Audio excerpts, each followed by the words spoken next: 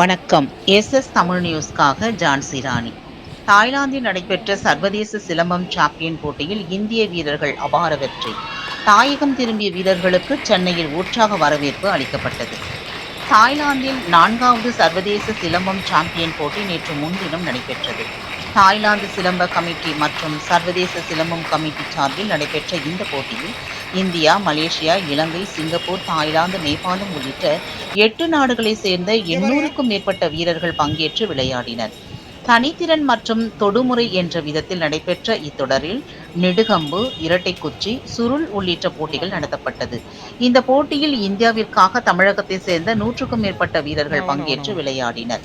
இவர்கள் அனைவரும் மாவட்ட, மாநில, தேசிய அளவில் நடைபெற்ற போட்டிகளில் வெற்றி பெற்று சர்வதேச போட்டிக்கு தகுதி பெற்றவர்கள் என்பது குறிப்பிடத்தக்கது.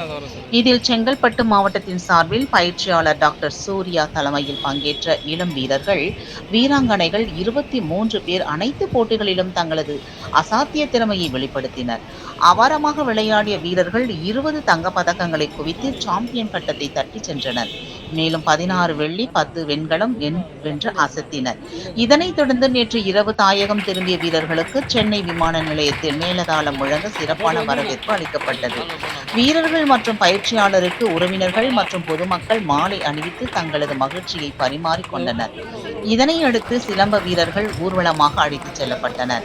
இந்த மகத்தான சாதனை வெற்றிக்கு தங்களுக்கு மிகுந்த மனநிறைவை அளித்துள்ளதாக குறிப்பிட்டுள்ள வீரர்கள், இந்தியாவிற்கும் தமிழகத்திற்கும் பெருமையை தேடி தந்திருப்பதில் மிகுந்த மகிழ்ச்சி அடைவதாகவும் தெரிவித்தனர்.